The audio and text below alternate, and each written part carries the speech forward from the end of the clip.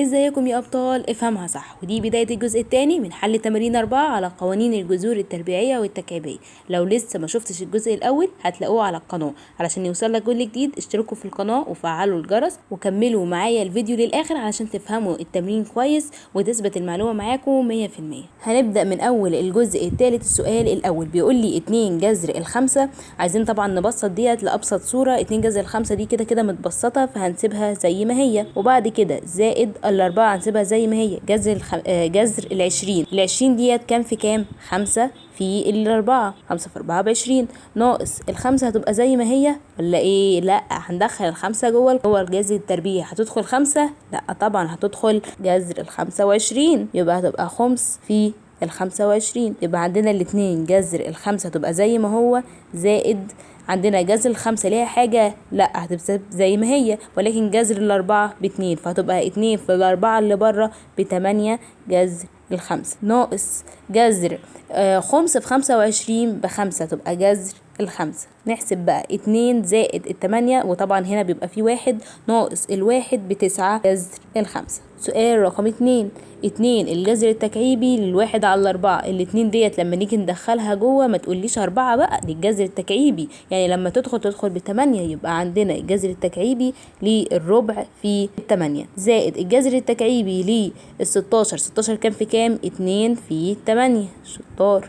يبقى الجذر التكعيبي للربع في 8 يعني الجذر التكعيبي للاتنين. عارف تحسبها بدماغك، مش عارف حطها على الآلة وهي هتطلع لك. زائد الجذر التكعيبي للاتنين هيبقى زي ما هو، ولكن الجذر التكعيبي لل8 ب2 فهتبقى 2 الجذر التكعيبي للاتنين، فهتبقى بتساوي 1 هنا زائد الاتنين ب3 الجذر التكعيبي للاتنين. ندخل في سؤال 3. 2 جذر الخمسة هي متبسطة فتتكتب زي ما هي، زائد 6 جذر التلت. احنا المفروض ندخل ال6 دي جوه، ولكن احنا ايه علشان ما تدخلش جوه فالموضوع يكبر مننا. ال6 دي اصلا كام؟ 2 في 3. احنا هندخل اللي جوه ال3 وهنسيب الاتنين بره. هتقولي طب ليه مش دخلنا الاتنين ب4 يعني؟ هقول لك عادي طبعا، لو عايز تعملها كده اعملها، ولكن بذكائك. يعني انا لما ادخل ال3 دي جوه هتدخل بكام؟ ب9 فهتبقى التلت في 9 هتدينا 3، ولكن لو دخلت الاتنين جوه بال4 هتبقى كسور، فانا مش عايزه اوصل للمرحله دي. فهتبقى زائد هسيب الاتنين بره الجذر التربيعي لتلت في 9 ناقص جذر ال12 كام في كام؟ 3 في 4. الارقام كلها سهله الفتره دي. ناقص عايزين ندخل الخمسه جوه لسه قايلينها تدخل ب25 فهتبقى جذر الخمس في 25. يبقى من الاول هنسيب 2 جذر الخمسة زائد جذر التلت. هيبقى عندنا اصلا الاول تلت في 9 هيبقى ب3، يبقى 2 جذر التلاتة ناقص جذر التلاتة هيبقى زي ما هو، ولكن جذر الأربعة ب2 فهتبقى 2 جذر التلاتة، ما ننساش الناقص طبعا. ناقص جذر الخمس في 25 بجذر الخمسة. عندك هنا دي بالموجب ودي بالسالب فهيروحوا مع بعض، وعندنا 2 هيبقى ناقص الواحد ب1 فهتطلع الإجابة جذر الخمسة. ندخل في سؤال 4. بيقول لي الجذر التكعيبي لل40 ناقص 2 الجذر التكعيبي لل135 على الجذر التكعيبي للخمسة. الموضوع المرة دي بدأ يكبر بقى ويعمله لك كسور، بس ركز فيها لأنها ممكن تيجي في الامتحان عادي جدا وهي سهلة أساسا. هنعمل الكسر بتاعنا عادي جدا. اول حاجه الجذر التكعيبي لل40. ال40 دي كام في كام؟ 5 في 8. يبقى عندنا الجذر التكعيبي لل5 في 8 ناقص 2 الجذر التكعيبي عندنا ال135 ديت اللي هي 5 في 27 على الجذر التكعيبي لل5. هي كده متبسطه، يبقى الجذر التكعيبي لل5 عادي جدا. لسه البسط برضو هنقول الجذر التكعيبي لل5 ملوش حاجه، ولكن الجذر التكعيبي لل8 ب2 فتبقى 2 الجذر التكعيبي لل5.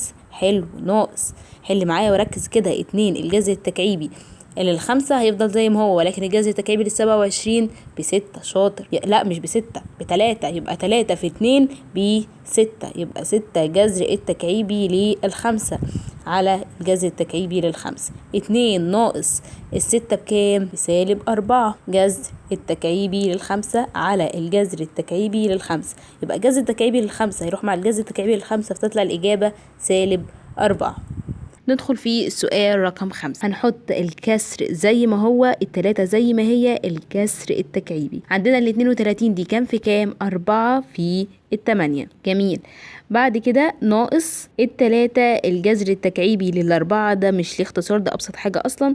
تحت هتبقى الجذر التكعيبي لل4. يبقى عندنا الجذر التكعيبي لل4 يبقى زي ما هو، ولكن الجذر التكعيبي لل8 هيبقى 2، فهيبقى 2 في 3 ب6 الجذر التكعيبي لل4 ناقص 3 الجذر التكعيبي لل4 على الجذر التكعيبي لل4. 6 ناقص 3 ب3 الجذر التكعيبي لل4 على الجذر التكعيبي لل4. يبقى عندنا ايه؟ الجذر التكعيبي لل4 يروح مع الجذر التكعيبي لل4، فتطلع الإجابة 3. ندخل في سؤال رقم 6. أول ما تلاقي إن ما بين جذرين مثلا أو ما بين أي حاجتين ضرب، مش جمع بقى او طرح او كده، مش تتسرع وتقوم قايل لي 2 جذر التكعيبي لل5 ديت في ابسط صوره فسيبها زي ما هي. لا، اضرب الاول، اضرب لي 2 جذر التكعيبي لل5 في الجذر التكعيبي لل54. يبقى هنحط الجذر بتاعنا، ولما نيجي نضربهم هنسيب الاتنين بره زي ما هي، وهتبقى الجذر التكعيبي لل5 في ال54 على الجذر التكعيبي لل10. كان في الدرس اللي فات او اللي قبله مش فاكره الصراحه، كان عندنا قاعده بتقول لما بيبقى عندي جذر تكعيبي على جذر تكعيبي كنت بعمل ايه؟ هنا الاتنين هسيبها زي ما هي، وهفتح جذر تكعيبي كبير هحط فيه 5 في ال54 على ال10 كلها على بعض. دي قاعده خدناها، لو مش فاكرها اللي كانت الحصه اللي فاتت او اللي قبلها روح شوفها. تبقى 2 بعد كده الجذر التكعيبي، روح حط لي على الآلة 5 في ال54 على 10 هتطلع لك 27، فتطلع الإجابة في الآخر تساوي 6. ندخل في سؤال رقم 7. هنعمل الكسر بتاعنا عادي جدا. الجذر التكعيبي لل128 ده كان في كام؟ 2 في ال64. اعتقد ان دي كمان جت في الجزء الاول فاحنا عرفناها خلاص. في ال3 احنا عندنا قلنا الجذر التكعيبي لما بيبقى تحته سالب بطلع السالب بره علشان يبقى اسهل لنا، يبقى -3 الجذر التكعيبي لل3 على ال4 الجذر التكعيبي لل6. يبقى عندنا الجذر التكعيبي لل2 ده ملوش حاجة، ولكن الجذر التكعيبي لل64 ب4، يبقى 4 الجذر التكعيبي لل2 في -3 الجذر التكعيبي لل3 زي ما هو على 4 الجذر التكعيبي لل6. يبقى دي ضرب، يبقى احنا لازم ايه؟ نضربها. يبقى 4 في -3 ب-12، وعندنا الجذر التكعيبي لل2 في جذر التكعيبي لل3، يبقى هنفتح ايه؟ الجذر التكعيبي الكبير وهنحط جواه 2 في 3. 2 في 3 ب6، يبقى الجذر التكعيبي لل6 على 4 جذر التكعيبي لل6. هنا في جذر التكعيبي لل6 وهنا في جذر التكعيبي لل6 يروحوا مع بعض، هيبقى لي ايه؟ -12 على 4 اللي هي -3. ندخل في سؤال 18. ال3 على ال2 هتتساب زي ما هي. الجذر التكعيبي لل256 هتبقى 4 في ال64 زائد 12 على الجذر التكعيبي لل16. انا عندي دايما لما يكون المقام فيه جذر دوت لازم نختصره عشان المقام ما يبقاش فيه جذر. يبقى هنعمل ايه؟ هتقولي هنضرب مثلا في الجذر التكعيبي لل16 بسط ومقام. هقول لك لا، احنا هنضرب في الجذر التكعيبي لل4 على الجذر التكعيبي في ال4. هتقول لي اشمعنى؟ هقول لك ثواني. يبقى دلوقتي هنقول ال12 الجذر التكعيبي لل16 هنضربها في الجذر التكعيبي لل4 على الجذر التكعيبي لل4.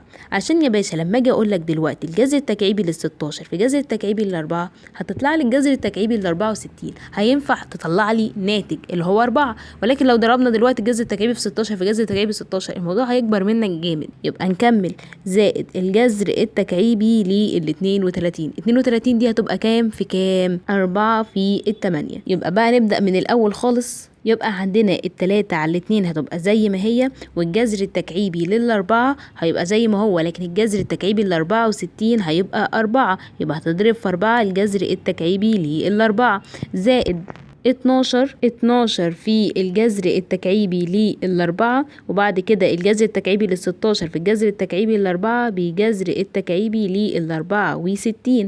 بعد كده عندنا زائد الجذر التكعيبي لل4 يبقى زي ما هو، لكن الجذر التكعيبي لل8 ب2 فتبقى 2 الجذر التكعيبي لل4. وعندنا هنا قلنا 3 على 2 في ال4 هتطلع لي 6. يبقى بقى عندي ال6 الجذر التكعيبي لل4. للأربعة. ويبقى عندنا كمان 12 جذر التكعيبي للأربعة على الجذر التكعيبي ل64 دي اللي هي الأربعة، يبقى 12 على الأربعة فيها التلاتة والجذر التكعيبي للأربعة زائد 2 الجذر التكعيبي للأربعة، يبقى 6 زائد التلاتة زائد ال12 يديني 11 الجذر التكعيبي للأربعة. ندخل في سؤال رقم 9. الجذر التكعيبي للتلاتة هيبقى زي ما هو ناقص الجذر التكعيبي للأربعة، مش تتسرع. عندنا هنا الجذر التكعيبي للأربعة في الجذر التكعيبي للستة، يبقى عندنا ايه؟ الجذر التكعيبي 4 في 6 ب24 زائد عندنا الجذر التكعيبي للتسع، هنسيب التسع زي ما هي، التلاتة هتدخل جوه بالجذر التكعيبي فهتدخل ب27.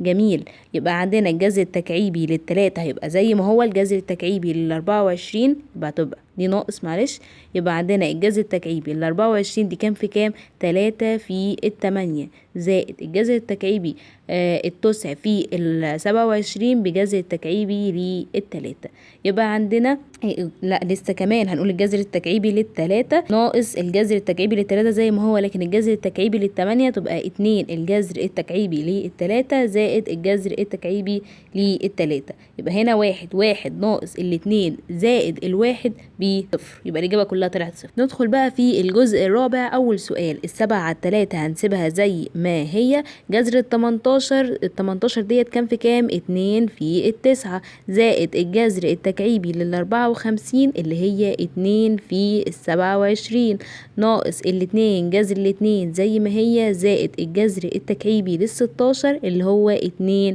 في 8 ديت 7. يبقى عندنا أول حاجة جذر 2 زي ما هو، جذر 9 ب3 فهتبقى 3 في 7 على 3 يبقى 7 جذر 2 زائد الجذر التكعيبي لل2 زي ما هو، الجذر التكعيبي لل27 ب3 فتطلع 3 الجذر التكعيبي لل2 ناقص 7 جذر 2 زائد الجذر التكعيبي لل2 زي ما هو، الجذر التكعيبي لل8 ب2 فتطلع 2 الجذر التكعيبي لل2. الجذر التربيعي هنحله مع بعض والتكعيبي هنحله مع بعض، كده التربيعي واحدة بالموجب وواحدة بالسالب فهيروحوا مع بعض. التكعيبي 3 زائد ال2 ب5 الجذر التكعيبي لل2. ندخل في السؤال الثاني. جذر ال27 3 في 9 زائد تلت في الجذر 27، اصلا جذر 27 بكام؟ ب3 فهتبقى تلت في 3 ناقص عندنا التسعة ديت كام في كام؟ 3 في 3 هندخل 3 جوه وهنسيب 3 بره فتطلع 3 جذر التلت في 3 لما تدخل جوه هتبقى ب9 ناقص 1 زي ما هو، يبقى عندنا جذر 3 زي ما هو، جذر 9 ب3 فهتبقى 3 جذر 3 زائد 1 على 3 في 3 هتروح مع 3 فتبقى زائد 1 ناقص 3 جذر 3 ناقص 1.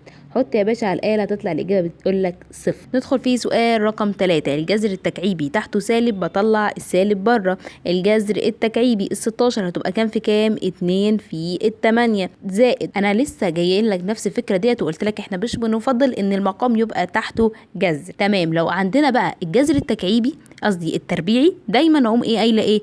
المقام بخليه بسط ومقام. ازاي يعني؟ لو هنا جذر ال17 اضرب على طول في جذر ال17 على جذر ال17، ولكن لو كانت الجذر التكعيبي بتبقى فيها فكره شويه زي اللي فاتت كده، تبقى عندنا ال14 على جذر ال7 في جذر ال7 على جذر ال7 ناقص الجذر بتاع 28 ديت كام في كام؟ 4 في ال7 زائد جذر التكعيبي لل54 دي جت كتير قوي 2 في ال27، يبقى الجذر التكعيبي لل2 زي ما هو، الجذر التكعيبي لل8 ب2 يبقى 2 الجذر التكعيبي لل2 زائد هتبقى 14 في جذر ال7 في جذر ال7 ب7 ناقص جذر ال4 ب2 2 جذر ال7 زائد الجذر التكعيبي لل2 زي ما هو، لكن الجذر التكعيبي لل27 ب3 يبقى 3 الجذر التكعيبي لل2.